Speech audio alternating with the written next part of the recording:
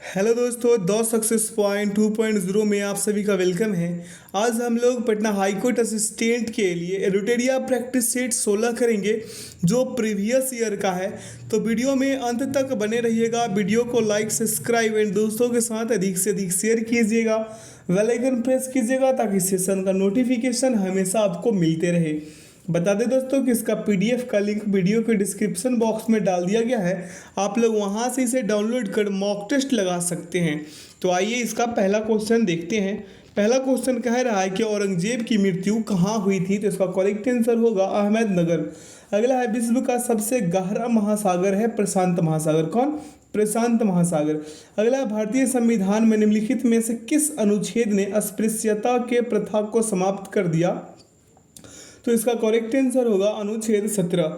अगला प्रश्न कह रहा है कि आरबीआई निम्नलिखित में से किस राज्य सरकार का व्यवसाय नहीं करता। तो इसका करेक्ट आंसर क्या हो जाएगा? इसका करेक्ट आंसर क्या होगा? इसमें दिया ही नहीं है। क्या इसमें दिया ही नहीं है? इसका आंसर नहीं दिया है प्रीवियस ईयर का। तो वर्तमान के अनुसार दिए गए विकल्पों में कोई उत्तर इसका नहीं होगा। पता है क्यों? क्योंकि भारतीय रिजर्व बैंक केंद्र सरकार एवं राज्य सरकार के बैंकिंग लेन देन के प्रबंधन का कार्य करता है। भारतीय रिजर्व बैंक अधिनियम 1934 के अंतर्गत भारतीय रिजर्व बैंक केंद्र सरकार के सभी धन प्रेषण, विनिमय, बैंकिंग लेन देन और सार्वजनिक ऋण का प्रबंधन करता है। यानी कि सरकार अपना कैश बैलेंस भी रिजर्व बैंक के पास जमा करती है। रिजर्व बैंक समझौता द्वारा राज्य सरकारों के लिए बैंक कर और ऋण प्रबंधन के रूप में भी कार्य कर सकता है। वर्तमान में रिजर्व बैंक सिक्किम को छोड़कर भारत के सभी राज्य सरकारों जैसे कि पुदुचेरी और जम्मू कश्मीर के केंद्र शासित प्रदेशों सहित के लिए बैंक के रूप में कार्य करता है। सिक्किम के लिए इसका अपने सार्वजनिक ऋण के प्रबंधन के लिए सीमित समझौता है। तो इसका करेक्ट आंसर क्या हो जाएगा? सिक्किम के लिए हो सकता है इसमें। ठीक है, तो आशा करते हैं आप लोग समझ गए होंगे मेरे बातों को। अगला प्रश्न है भारतीय संविधान की प्रस्तावना में सर्वप्रथम किसके द्वारा संशोधन किया गया था। तो इसका करेक्ट आंसर होगा 42वां संविधान संशोधन। अगला है जहांगीर खान किस खेल से संबंधित है। जहांगीर खान जो है वो है संबंधित स्क्वैश से। किससे? स्क्वैश से। अगला प्रश्न पे चलते हैं। कह रहा है कि संयुक्त राष्ट्र ध्वज को महासभा द्वारा कब अपनाया गया था। तो इसका करेक्ट आंसर होगा 20 अक्टूबर 1947 को। कब? 20 अक्टूबर 1947 को। अगला प्रश्न है कि न्यायिक पुनरावलोकन प्रणाली की उत्पत्ति कहाँ हुई। तो यूएसए में। कहाँ? यूएसए में। अगला है बांदीपुर राष्ट्रीय उद्यान कहाँ है। तो कर्नाटक में है। बांदीपुर राष्ट्रीय उद्यान कहाँ है? कर्नाटक में। अगला प्रश्न है कि संसद के 2 सत्रों के बीच अधिकतम अंतराल हो सकता है कितने महीने के? 6 महीने के। अगला निम्नलिखित में से किस भारतीय राज्य ने सबसे पहले त्रिस्तरीय पंचायती राज व्यवस्था को अपनाई। तो इसका करेक्ट आंसर क्या हो जाएगा? राजस्थान। क्या? राजस्थान। अगला प्रश्न पे चलते हैं। अगला प्रश्न क्या कह रहा है? देखिए, कह रहा है कि पानीपत की तीसरी लड़ाई मराठों की हार किसके द्वारा हुई थी। तो ये हुई थी अफगानों के द्वारा। किसके द्वारा? अफगानों के द्वारा, जिसमें अहमद शाह अब्दाली थे। कि तृतीय युद्ध में, पानीपत के तीसरी लड़ाई में ये हुआ था। कब? तो ये हुआ था 1761 में। कब? 1761 में, जिसमें कि अहमद शाह अब्दाली और मराठों के बीच लड़ी गई थी, जिसमें मराठों की हार हो गई थी। अगला प्रश्न है कि निम्न में से संसद के किन गैर सदस्य को इसे संबोधित करने का अधिकार है। तो इसका करेक्ट आंसर होगा भारत के अटॉर्नी जनरल। क्या? भारत के अटॉर्नी जनरल। अगला, भारत की सबसे बड़ी जवाहर सुरंग कहाँ स्थित है। तो ये है जम्मू कश्मीर में। कहाँ है? जम्मू कश्मीर में। अगला प्रश्न पे ध्यान दीजिए। कह रहा है कि अजंता के चित्र को किसने प्रेरित किया। तो इसका करेक्ट आंसर क्या होगा? अजंता के चित्र को किसने प्रेरित किया। तो इसका करेक्ट आंसर होगा दयालु बुद्ध। क्या? दयालु बुद्ध। अजंता के चित्र ही है ना। तो इसका करेक्ट आंसर क्या होगा? करुणामय बुद्ध। क्या होगा? करुणामय बुद्ध, यानी कि अजंता के चित्रकारी दयालु बुद्ध से प्रेरित था। ठीक है, तो इसका करेक्ट आंसर क्या हो जाएगा? इसका करेक्ट आंसर होगा करुणामय बुद्ध, यानी कि दयालु बुद्ध। अगला प्रश्न पे चलिए। कह रहा है कि बस में खड़ा यात्री बाहर की ओर झुक जाता है जब बस अचानक मोड़ लेता है। ऐसा इसलिए होता है कि गति की जड़ता क्या होता है? गति की जड़ता के कारण। अगला प्रश्न पे ध्यान केंद्रित कीजिए। कह रहा है साइमन कमीशन का गठन किसके समीक्षा के लिए किया गया था। तो इसका करेक्ट आंसर क्या होगा? आगे के सुधारों के लिए। अब अगला प्रश्न पे यहाँ पे आगे के सुधारों के लिए यहाँ साइमन कमीशन का गठन किसके समीक्षा के लिए किया गया था, तो आगे के सुधारों के लिए। अब यहाँ पे देखिए ऑप्शन डी भी इसका सही होगा, भारत के लिए एक संविधान के लिए, क्योंकि देखिए पटना हाईकोर्ट द्वारा इसका उत्तर क्या दिया गया था, भारत के लिए एक संविधान का दिया गया था, क्योंकि भारत शासन अधिनियम 1919 में यह प्रावधान किया गया था कि 10 वर्षों बाद एक संवैधानिक आयोग का गठन किया जाएगा जो आगे के संवैधानिक सुधारों का सुझाव देगा। हालांकि इससे 2 वर्ष पहले 1927 में साइमन कमीशन के गठन की घोषणा कर दी गई। इस आयोग में कुल 7 सदस्य थे, जिसमें सभी सदस्य अंग्रेज थे। ठीक है, तो इसका करेक्ट आंसर क्या होगा, बी भी होगा, डी भी होगा। अब आप समझ सकते हैं कि ये क्या कर रहा है हाई कोर्ट। अगला प्रश्न है, भारत का नवीनतम सैटेलाइट भू-स्थैतिक कक्षा में स्थापित कौन सा है, तो इनसैट 4A। क्या, इनसैट 4A। अगला है, आपातकाल के दौरान अनुच्छेद 352 के तहत कौन सा प्रावधान निलंबित होता है, तो ये होता है मौलिक अधिकार। क्या, मौलिक अधिकार। अगला, भारत की पहली बोलती फीचर फिल्म कौन सी है, तो भारत की पहली बोलती फीचर फिल्म जो है वो है आलम आरा। क्या है, आलम आरा। ठीक है, ये इसका जो है मेरे भाई निर्देशक कौन थे बोलती फिल्म का, आर्देशरी ईरानी द्वारा क्या 1931 में ये निर्मित किया गया था। अगला प्रश्न पे ध्यान केंद्रित कीजिए, कह रहा है कि कौन सा संवैधानिक प्रावधान समाज के कमजोर वर्गों के लिए नौकरियों और शैक्षणिक संस्थानों में आरक्षण प्रदान करने के लिए केंद्र सरकार को सक्षम बनाता है, तो ये अनुच्छेद 15 होगा इसका, लेकिन विकल्प में कहीं पे भी 15 नहीं दिख रहा है। तो पटना हाईकोर्ट के द्वारा दिए गए अंतिम उत्तर कुंजी के अनुसार दिए गए विकल्पों में से इसका क्या हो जाएगा, कोई भी नहीं होगा। आप या तो 14 16 मार्क के आते, यही मार्क के आते, लेकिन इसका उत्तर क्या होगा, भारतीय संविधान के अनुच्छेद 15 के 5 के अंतर्गत अल्पसंख्यक शिक्षण संस्थानों को छोड़कर सभी सरकारी एवं गैर सरकारी शिक्षण संस्थानों में अनुसूचित जाति जनजाति एवं पिछड़ा वर्ग के आरक्षण संबंधी प्रावधान है, जबकि भारतीय संविधान का अनुच्छेद 16 राज्यों को, मतलब 16 का 4 राज्यों को किसी भी पिछड़े हुए नागरिकों के किसी वर्ग के पक्ष में जिनका प्रतिनिधित्व राज्य की दृष्टि में राज्य के अधीन सेवाओं में पर्याप्त नहीं है, नियुक्तियों या पदों के आरक्षण के लिए प्रावधान करने हेतु सक्षम बनाता है। तो इसका करेक्ट आंसर क्या हो जाएगा यहाँ पे। आगे अगर एक बात और बताए तो आप समझ पाइएगा।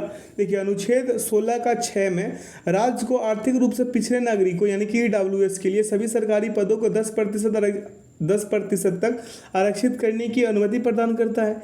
भारतीय संविधान में राज्य की नीति निर्देशक तत्व के अंतर्गत अनुच्छेद 46 में राज्य को यह निर्देश दिया गया है कि राज्य अनुसूचित जाति जनजाति तथा अन्य दुर्बल वर्गों के शिक्षा और अर्थ संबंधी हितों की अभिवृद्धि करेगा और सामाजिक न्याय एवं शोषण से सुरक्षा प्रदान करेगा। तो आशा करते हैं आप लोग मेरे बातों को अच्छे से समझ पाए होंगे। अगला, निम्नलिखित में से किस मुद्रा का रुपए के संदर्भ में उच्चतम मूल्य है, तो इसका करेक्ट आंसर क्या होगा, पाउंड। अगला, निम्न में से कौन सी गैस शीतल पेय में अधिक दाब पर उपस्थित होती है, तो इसका करेक्ट आंसर क्या होगा, कार्बन डाइऑक्साइड। ये जो आप लोग थम्स अप, स्प्राइट, क्या ये जो पीते हैं ना कोक वगैरह, इस सब में क्या भरा रहता है, कार्बन डाइऑक्साइड भरी रहती है शीतल पेय में। अगला प्रश्न पे चलते हैं, कह रहा है टाइफाइड बुखार किसके कारण होता है, तो टाइफाइड बुखार जो होता है ये बैक्टीरिया के कारण। अगला है, राष्ट्रगान को गाने में कितना समय लगता है, तो इसका करेक्ट आंसर क्या हो जाएगा, 52 सेकेंड। क्या होगा, 52 सेकेंड। अब अगला प्रश्न पे चलते हैं। अगला प्रश्न कह रहा है कि निम्नलिखित में से किस घटना में ने इंग्लिश ईस्ट इंडिया कंपनी को बंगाल सूबे का वास्तविक मालिक बनाया, तो इसका करेक्ट आंसर क्या होगा, बक्सर की लड़ाई 1764। क्या, बक्सर की लड़ाई 1764। अगला प्रश्न है कि निम्न में से किस में पवन का वेग सबसे अधिक होता है, तो पवन का वेग टॉर्नेडो में सबसे अधिक होता है। अगला, किस उम्र तक के बच्चों को किसी भी कारखाने या खानों खतरनाक कार्यों में नियोजन को प्रतिबंधित किया गया है, तो इसका करेक्ट आंसर क्या हो जाएगा, 14 साल। क्या, 14 साल।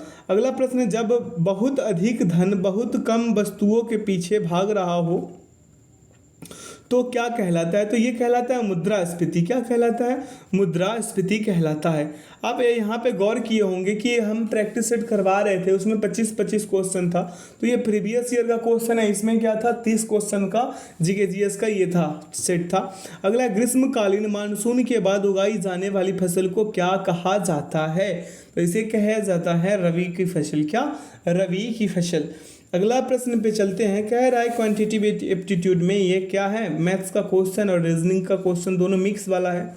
अब आइए यहाँ पे कह रहा है इसको आप लोग खुद ही सॉल्व कीजिएगा। 728 आएंगे। कितने आएंगे? 728। अगर ना हो आपसे तो आप सॉल्यूशंस का हेल्प लेके भी कर सकते हैं, ठीक है।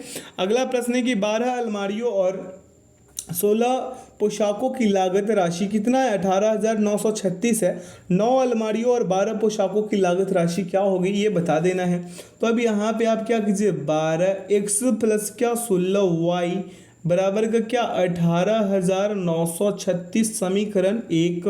अब देखिए अगला क्या कर लीजिएगा, अगला आप ये कर लीजिए कि समीकरण 1 में 4 से भाग दे दीजिए, ये इसमें 4 से भाग दीजिए और इसमें 4 से भाग दीजिए और समीकरण 2 ले आइए, यानी कि 3x प्लस 4y बराबर क्या 47 34 आ जाएंगे। अब समीकरण 2 में 3 से गुना कीजिएगा तो उत्तर देंगे 14,200 कितना 14,202 आएंगे। अगला प्रश्न पे चलते हैं। कह रहा है कि एक कैंटीन को 7 दिनों के लिए 84 किलोग्राम गेहूं की आवश्यकता है। एक कैंटीन को 7 दिनों के लिए 84 किलोग्राम गेहूं की आवश्यकता है। मई और जून महीने के लिए कितने किलोग्राम गेहूं की आवश्यकता होगी, आप यही बता दीजिए। अब देखिए यहाँ पे एक कैंटीन को 7 दिनों के लिए 84 किलोग्राम गेहूं की आवश्यकता होती है। आई मीन कि एक दिन के लिए कितने, एक दिन के लिए आप क्या कीजिएगा 84/7 निकालिए, यानी कि 12 सते 84।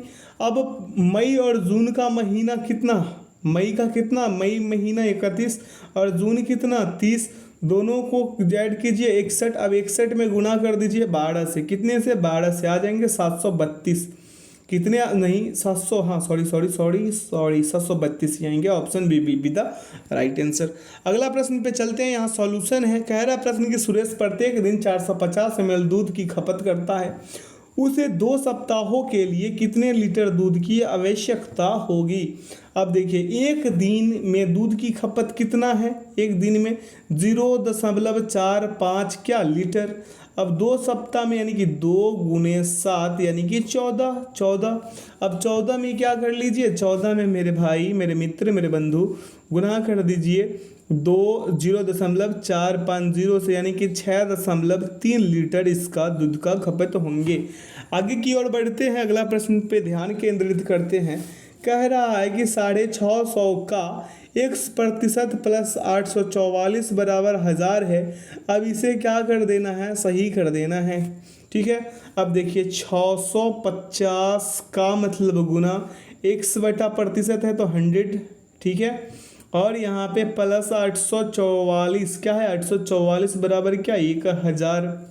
अब देखिए यहाँ पे कीजिएगा तो 6.5x, यहाँ पे गुना से ऐसे इसे कटाइएगा तो अब देखिए 1000 और माइनस का क्या 844 ही आएंगे ना। अब x बराबर कीजिएगा तो घटाने के बाद क्या आया 156 और 156/6.5 काट दीजिए 24 उत्तर आ जाएंगे, कितने 24। Option B will be the right answer. अगला प्रश्न कह रहा है कि 6 लड़के एक काम को 12 घंटे में पूरा कर सकते हैं, उसी काम को 14 लड़के कितने घंटों में पूरा कर लेंगे। अब देखिए ये लड़का का कहानी है, आइए इस लड़के को कहानी को पूरे करते हैं किस पे, MDH मसाले वाले फार्मूले पे। ये देखिए M1 H1 और बराबर M2 H2 वाले तरीके पे कर लीजिए, किस पे तरीके पे H2 पे, ठीक है। तो यहाँ पे मैन कितने 6 किया कितना 42 है ना।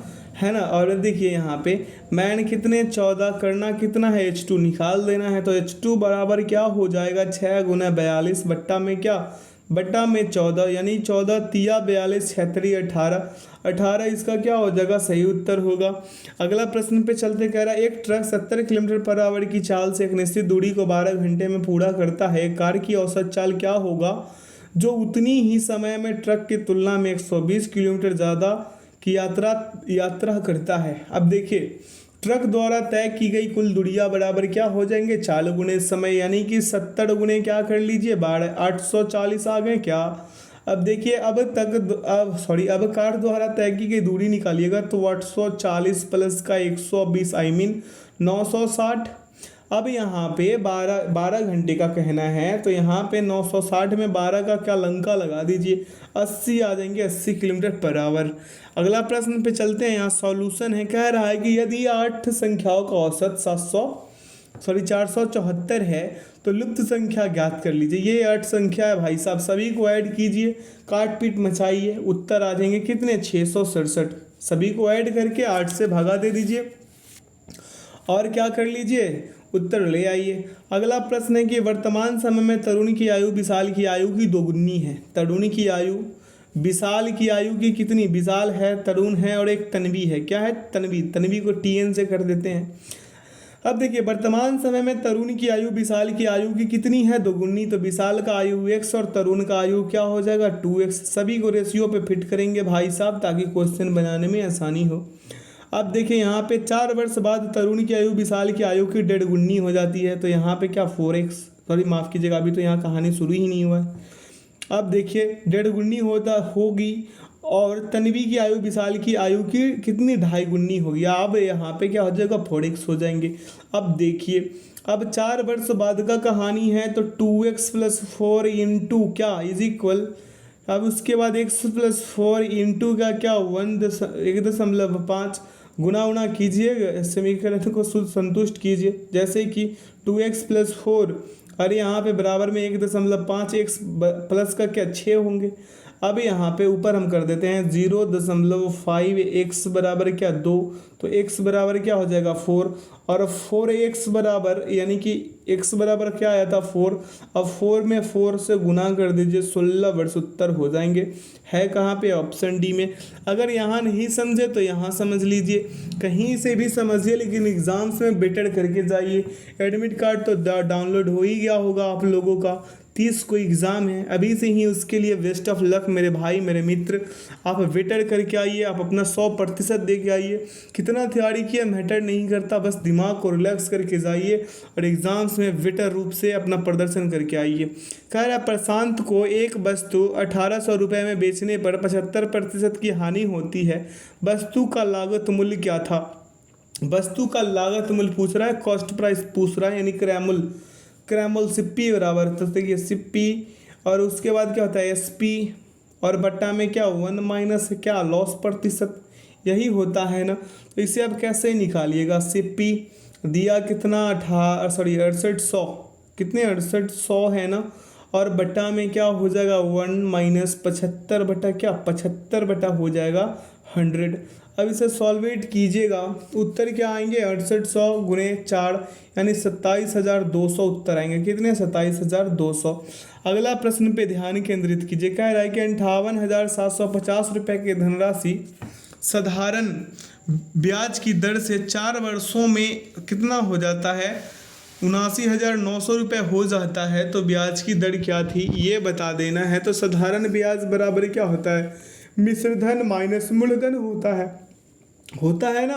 तो यहाँ पे 79,900 क्या 79,900 माइनस क्या कर लीजिए 58,750 कर लीजिए, तो आ कितने जाएंगे 21,150 यही आएंगे ना। तो ऐसा ही बराबर क्या होता है मूलधन गुणे दर गुणे समय बटा 100 होता है। अब 21,150 बराबर क्या 58,750, 58,000 क्या हो जाएंगे 58,000 कितने मेरे भाई 750 गुने का क्या r गुने 4 और बटा में क्या 100। अब यहाँ से आप लोग सॉल्व कर सकते हैं 9% उत्तर आएंगे। कितने प्रतिशत 9% दर आ जाएंगे। अगला प्रश्न कह रहा है कि 45 मिनट एक दिन का कौन सा भाग है। कितने मिनट 45 मिनट। अब देखिए एक दिन में कुल कितने मिनट, एक दिन में कुल कितने मिनट होंगे, अब आप यही निकाल लीजिए। अब देखिए यहाँ पे 24 गुने का 60 कर लीजिए। कितने 24 गुने का 60 यानी कि 1440 मिनट। कितने मिनट, 1440 मिनट। अब 45 रेशियो 1440 कीजिएगा तो 1:32 आएंगे, तो यानी कि 1/32 इसका क्या हो जाएगा, सही उत्तर। अगला प्रश्न पे चलते हैं। यहाँ दोनों का तीनों का सॉल्यूशन था। कह रहा पाई का मान क्या होगा, तो आप लोग तो बचपन से ही पढ़े हैं, पाई का मान 22/7। अब इसे ही काट दीजिए 7 या 21 और उसके बाद 1 और उसके बाद दशमलव बिठाइएगा, फिर 1 से लगाइए 7, जैसे भगा लगाइएगा 22 में 7 से, तो क्या 7 या 21 ऐसे ही लगाइएगा ना, 1 दशमलव फिर 0 फिर 1 फिर 7 फिर 3 ऐसे करके लगाइएगा, तो 13 दशमलव क्या हो जाएगा 1428571 आएगा। तो इसको लिखना क्या होगा 3.14, 3.14 will be the right answer. अगला प्रश्न है कि मीता की आय सीता की आय से 25% अधिक है, तो सीता की आय मीता की आय से कितना प्रतिशत कम है। अब यहाँ पे मीता की कहानी, यहाँ पे सीता की कहानी। मीता की 5, सीता की कितनी 4। अब इसका क्या हो जाएगा -1, यानी कि 25% का निकालिएगा तो क्या हो जाएंगे 1/4 होते हैं, यानी कि 5 - 4/5 मल्टीप्लाई 100, इसे कीजिएगा तो क्या आएंगे 20% कम है। Option D will be the right answer. अगला प्रश्न है कि 0.003 बराबर क्या। अब भाई साहब यहाँ पे आप क्या कीजिए 0.003 बराबर क्या, इस जीरो को हटाइएगा। अगर 9th में आप इसे अच्छे से किए होंगे ना तो आज आपको याद आ रहा होगा कि अगर उस टाइम किए होते तो आज मज़े में रहते। तो यहाँ देखिए 3 और यहाँ पे देखिए कितने अंक के बाद है, दशमलव कितने अंक पे है, तो यानी कि 1 अंक 2 3, तो यहाँ पे 1 पे कितने जीरो 3 जीरो। अब गुने का क्या कर दीजिए 100, काट पीट मचा दीजिए तो ये 2 जीरो से 2 जीरो शेष, यहाँ पे आ कितने जाएंगे 0.3%। कितने प्रतिशत 0.3%। Option B. अगला है कि एक वस्तु के क्रयमूल्य और विक्रयमूल्य का अनुपात 20:21 है, लाभ प्रतिशत क्या होगा। तो यहाँ पे देख लीजिए लाभ प्रतिशत बराबर क्या हो जाएगा माइनस क्रयमूल्य बटा क्रयमूल्य गुणे 100, यानी कि 21 - 20/20 गुणे 100, यही ना मेरे भाई, यही ना। अब देखिए 1/20 गुने क्या 100। अब इसे काटिए 20 पंजे 100, यानी कि 5% सही हो जाएगा। Option C. अगला प्रश्न पे चलते हैं। प्रश्न कह रहा है भाई साहब कि 5² + 6² + 7² डॉट डॉट डॉट करके ऐसे ही प्लस का 10²। अब इसे क्या कर लीजिए, इसे इसे क्या कर लीजिए, इसे सॉल्व कर लीजिए। उत्तर आएंगे 355। कितने 355 आएंगे। ठीक है, अगला प्रश्न पे चलते हैं, आप लोग कर लीजिएगा, उम्मीद करते हैं आपसे। कह रहा है कि 9 छात्रों और उसके शिक्षक की औसत आयु 16 वर्ष है। प्रथम चार छात्रों की औसत आयु 19 वर्ष है और अंतिम 5 छात्रों की औसत आयु कितनी 10 वर्ष है। अब शिक्षक की आयु निकाल दीजिए। भाई साहब 9 छात्रों और उनके शिक्षक की आयु का योग कितना होगा, तो 16 गुणे 10 यानी कि 160। अब पहले 4 छात्रों की आयु का योग कितने 19 गुणे 4 यानी कि 19 चौके 76। अब देखिए अगला स्टेप में क्या होगा, अंतिम 5 छात्रों की आयु का योग, तो 5 गुने 10 यानी कि क्या हो जाएगा 50। अब इस प्रकार शिक्षक की आयु निकालिएगा तो 160 - 76 + 50। अब निकाल लीजिए 160 में से 126 को घटा लीजिए। शिक्षक की आयु 34 वर्ष है। कितने 34 वर्ष। अगला प्रश्न पे चले, यहाँ सॉल्यूशन है, इसको हम इसलिए स्किप किए थे 47 नंबर वाले क्वेश्चन का, क्योंकि थोड़ा समय लेता कुछ नहीं है प्रश्न। इसको क्या करना होता, फार्मूला पे पुट आउट करिए और बनाते चलिए। तो आशा करते हैं कि आप लोग समझ गए होंगे। अगला प्रश्न है कि एक परीक्षा में एक छात्र को उत्तीर्ण होने के लिए अधिकतम अंक का 33% चाहिए। वह 125 अंक लाता है और 40 अंकों से अनुत्तीर्ण हो जाता है। अधिकतम अंक कितना था भाई साहब, यही करके बता देना है। यानी कि 33% बराबर 125 + 40, तो हो कितने जाएंगे 165। अब 100% बराबर अगर आप निकालते हैं तो 165/33 गुने 100 काट दीजिए भाई साहब, गर्दा उड़ा दीजिए, गर्दा उड़ाइए, इसको 500 आएंगे, काट पीट मचाइएगा तो कितने आएंगे 500। अगला प्रश्न है कि खाना पकाने वाली तेल की कीमत में 25% की वृद्धि हो जाती है तो एक परिवार अपने खपत में कितने प्रतिशत की कमी करे ताकि उसके खर्च में कोई वृद्धि न हो। अब देखिए, मान लीजिए कि तेल की प्रारंभिक मूल्य कितना है 100 रुपया, एक हिसाब से 100 है, मूल्य में 25% वृद्धि होने पर 100 प्लस 100 गुने का 25/100। अब ये 100 से 100 उड़ाइए, गुना का भाग लगाइए, उत्तर आएंगे 125। ठीक है, अब सॉरी 125 ही आएंगे, अभी 125 ये आ गए। अब अगले स्टेप पे एक और काम करना है। ये तो वृद्धि के पश्चात का मूल्य था जो 125 हुआ। अब परिवार द्वारा किया गया कटौती निकालिए तो 125 माइनस 100/125 गुने 100 यानी कि 25/125 गुने 100।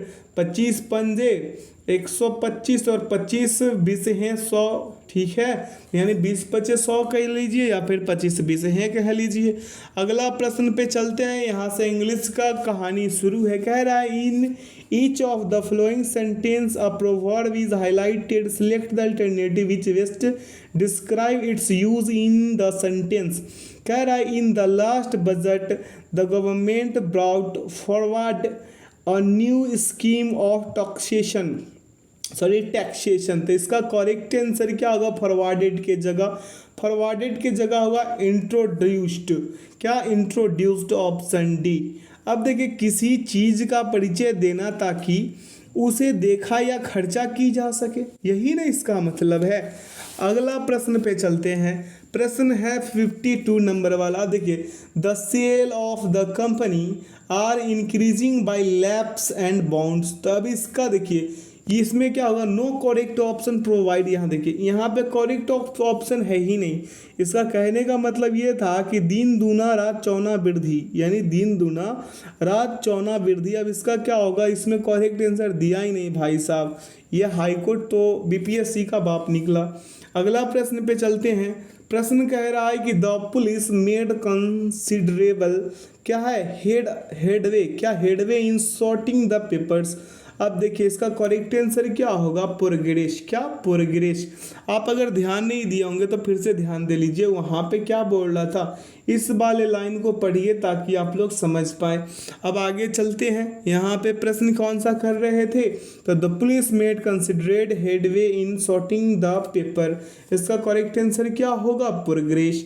अगला है कि the kind old man received the stranger with open arms. तो इसका करेक्ट आंसर क्या होगा, विथ वार्मथ। क्या, with warmth, option B will be the right answer. अगला, my friend ran off health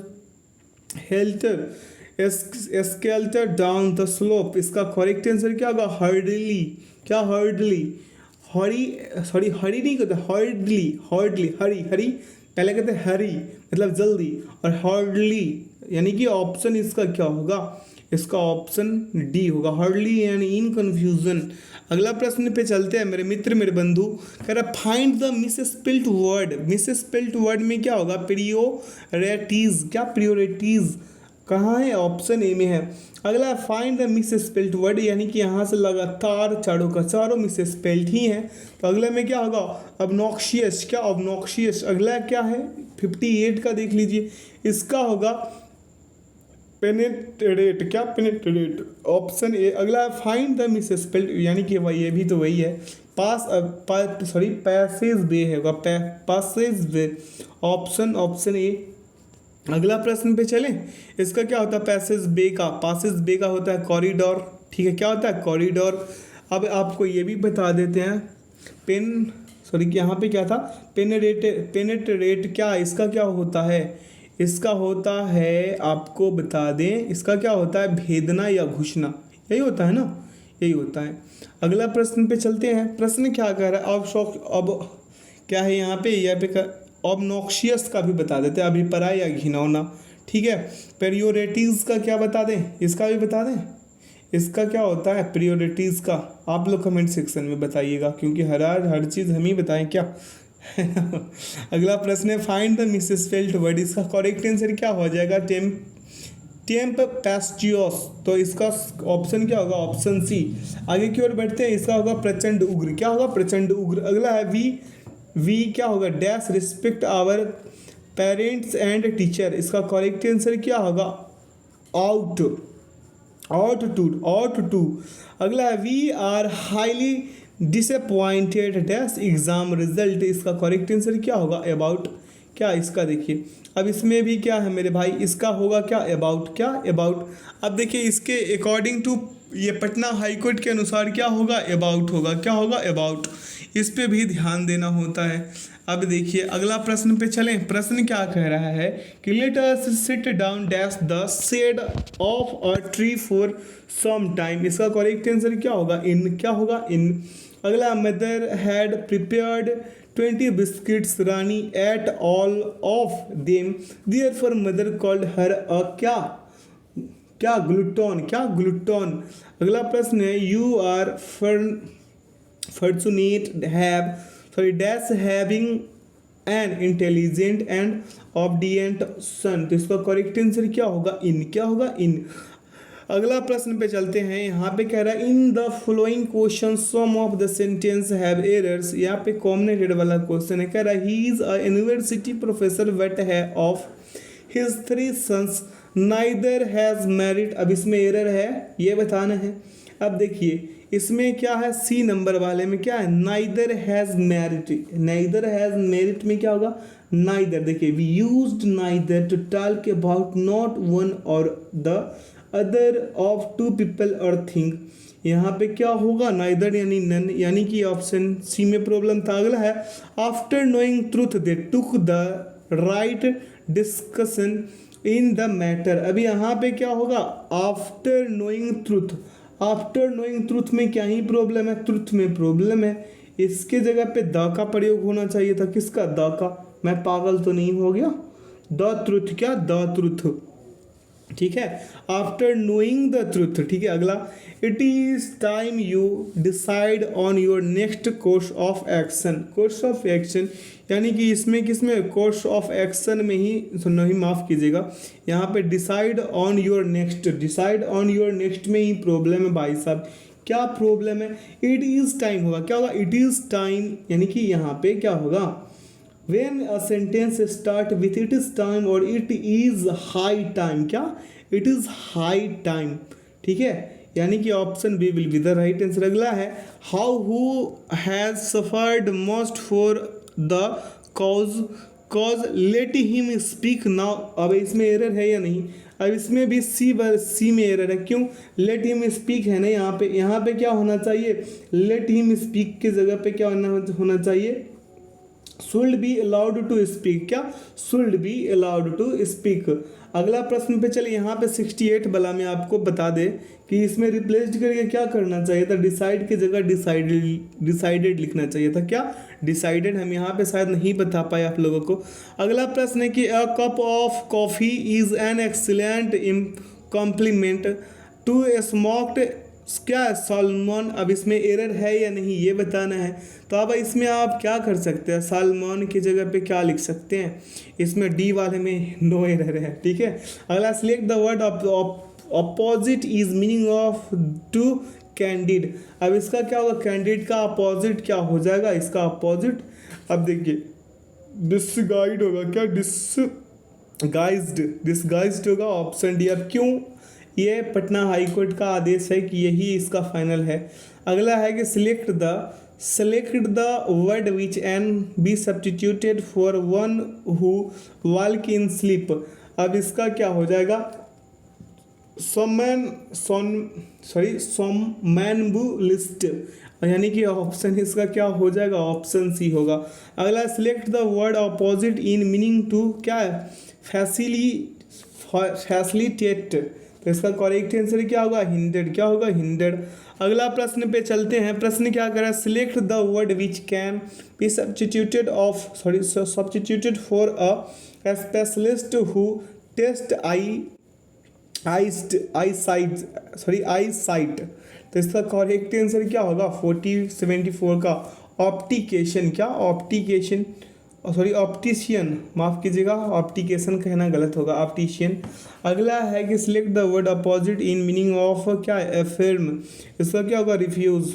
अगला प्रश्न पे चलें। प्रश्न कह रहा है यहाँ पे read the passage and answer the flowing question. आप लोग पैसेज को वीडियो को पॉज करके पढ़िए, फिर हम आगे चलते हैं, ठीक है। पढ़ लिए होंगे, आगे यहाँ भी पढ़िए। अब आइए क्वेश्चन कीजिए। क्या कह रहा है कि एंटीबायोटिक्स आर कॉल्ड क्या है ओवरवर्क्ड, क्या है मिरेकल्स, बिकॉज क्या, बिकॉज मेरे भाई दे आर ओवर यूज्ड, क्या they are overused, option C. आगे चलें। कह रहा है we can't think of a return to free antibiotic day means क्या होगा 77 का, we can't stop using antibiotics. अगला है the passage tells us that, क्या इसका क्या होगा 78 का, एंटीबायोटिक्स आर यूज्ड क्या इनडिस्क्रिमिनेटली, तो इसका करेक्ट आंसर क्या होगा ऑप्शन डी। अगला प्रश्न है कि the passage discuss the use of, क्या the passage discuss of use antibiotics. अगला है there days it is not, क्या अनकॉमन टू क्या प्रिस्क्राइब एंटीबायोटिक मीन क्या हो जाएगा इसका, it is not a common practice to prescribe antibiotics, option C. आगे की ओर चलते हैं। यहाँ से हिंदी का कहानी शुरू है भाई साहब। यहाँ से 20 क्वेश्चन हिंदी का लीजिए। इसमें कंप्यूटर है नहीं, पहले ही बता देते हैं, इस बार कंप्यूटर ऐड कर दिया गया है। अगला रिक्त स्थान की पूर्ति कीजिए। कह रहा है साहित्य जीवन क्या है डैश है, तो अभिव्यक्ति है, क्या है अभिव्यक्ति। अगला जो अच्छे कुल में पैदा हुआ कहलाता है क्या अच्छे कुल में कुलीन। अगला सभा कौन सी संज्ञा है, तो सभा समूहवाचक संज्ञा है, क्या है समूहवाचक संज्ञा है। अगला प्रश्न है कि उस वाक्य का चयन करें जो अशुद्ध हो, तो कौन सा वाक्य अशुद्ध है, गीता सबसे श्रेष्ठतम ग्रंथ है, गीता सबसे श्रेष्ठतम ग्रंथ है, ये क्या है अशुद्ध वाक्य है। अगला उत्कृष्ट शब्द का विलोम होगा तो निकृष्ट होगा। अगला है व्याकरण की दृष्टि से प्रेम शब्द क्या है, तो प्रेम शब्द जो है भाववाचक संज्ञा है व्याकरण की दृष्टि से। अगला है कि निरोग का संधि विच्छेद है, निरोग का संधि विच्छेद क्या होगा निह प्लस रोग, क्या निह प्लस रोग, कौन सा नी, ये वाला नी, ऑप्शन बी वाला। अगला अशुद्ध शब्द को छाटिए, आज्ञाकारिणी, क्या आज्ञाकारिणी, ये गलत है, कौन सा ऑप्शन डी वाला आज्ञाकारिणी गलत है, ऑप्शन बी वाला आपको सही लग रहा होगा। अगला दूध का दूध, पानी का पानी का अर्थ क्या होगा निरपेक्ष न्याय करना, क्या निरपेक्ष न्याय करना। चलिए अगला प्रश्न करते हैं। क्या करते हैं अगला प्रश्न को, कह रहा है कि जो सोएगा वो खोएगा में सर्वनाम है, कौन सा, जो सोएगा वो खोएगा, तो इसमें क्या है संबंधवाचक सर्वनाम। अगला है किस शब्द में संज्ञा से विशेषण नहीं बना, तो इसमें गरीबी होगा, क्या गरीबी। अगला क्या होगा निम्न में से किस में अनुस्वार का प्रयोग नहीं हुआ है, तो नहीं में क्या अनुस्वार का प्रयोग नहीं हुआ है। आगे की ओर चलते हैं। कह रहा है शब्दकोश में से सही शब्द क्रम चुनिए। शब्दकोश में से क्या कीजिए सही क्या शब्द क्रम को चुन लीजिए। अब यहाँ पे कौन सा हो जाएगा कंगन कपड़ा क्षत्रिय, क्या कंगन कपड़ा क्षत्रिय, क्या कंगन कपड़ा क्षत्रिय, ऑप्शन सी। अगला सत्य बोलो परंतु कटु सत्य न बोलो है। अब देखिए सत्य बोलो परंतु कटु सत्य न बोलो है, इसमें क्या होगा संयुक्त वाक्य, क्या संयुक्त वाक्य। अगला माला फेरत जुग भया, फिरा न मन का फेर, कर का मन का डेरा दे, मन का फेर। अब इस दोहे के कवि कौन हैं, इस दोहे के कवि भाई साहब कबीर जी हैं। कौन है कबीर जी हैं, यानी कि option B will be the right answer, Kabir का दोहे हैं। अगला प्रश्न पे चलते हैं। कह रहा है कि कुसुम का पर्यायवाची शब्द नहीं है, तो कमल, क्या कमल। अगला रिक्त स्थान भर लीजिए। कह रहा रूठे सुजन मनाइए, जो रूठे डैश रहीम, फिर पोइए टूटे मुक्ता हार। अब देखिए यहाँ पे क्या हो जाएगा 100 बार। देखिए फिर से इसे अगर एक बार पढ़ने का इच्छा हो रहा है, कह रहा रूठे सुजन मनाइए, जो रूठे 100 बार, रहीमन फिर पोइए टूटे मुक्ता हार। अगला प्रश्न पे चलते हैं। कह रहा है कि राजन का स्त्रीलिंग क्या है, अरे राज्ञी होगा। अगला है कि नौका झील में डूब गई, रेखांकित ये वाला जो झील में, इसमें कौन सा कारक है ये बताना है। पद में कारक है कौन सा, तो अधिकरण कारक। कौन सा, अधिकरण। अगला और इस सेशन का आखिरी क्वेश्चन, और हाईकोर्ट के लिए भी ये आखिरी ही क्लास है मेरे मित्र, मेरे बंधु। आपके सपोर्ट के लिए बहुत बहुत धन्यवाद और best of luck your exam मेरे मित्र, मेरे भाई, मेरे बंधु। कह रहा है कि कस्तूरी शब्द है, कस्तूरी शब्द कौन सा है, तो स्त्रीलिंग है। क्या है, स्त्रीलिंग है। तो आशा करते हैं कि आप लोगों को सेशन, ये पूरे 16 सेट्स का सेशन अच्छा लगा होगा। अगर लगा मेरे मित्र तो अपने दोस्त, मेरे अपने भाई के साथ शेयर कीजिए और बिहार दरोगा के लिए जुड़ जाइए। आगे फिर जो बैच आएगा उसके लिए आप लोग प्रिपेयर होइए, एग्ज़ाम्स का तैयारी करते रहिए और अपने चैनल से जुड़े रहिए। ज़रूर कुछ ना कुछ बेनिफिट्स आप लोगों को होंगे। ठीक है, हमेशा इस पे क्लास आते रहते हैं। तो यहाँ आंसर की डाल दिया गया है ताकि आप लोग मॉक टेस्ट लगाए तो कोई परेशानी ना हो। तो वीडियो में अंत तक बने रहने के लिए बहुत बहुत धन्यवाद। आशा करते हैं कि आप लोग अच्छे होंगे और अच्छे और स्वस्थ होंगे मेरे भाई। तो एग्ज़ाम्स दीजिए और आइए यहाँ पे कमेंट सेक्शन में हम लोगों को बताइए कि कैसा एग्ज़ाम्स गया। यही 16 नंबर वाले सेट है, इसी के कमेंट सेक्शन को आप लोग भर दीजिए कि आप लोगों का एग्ज़ाम्स कैसा गया। ठीक है, तो वीडियो में अंत तक बने रहने के लिए बहुत बहुत धन्यवाद। Thanks for watching the video. जय हिंद, जय भारत।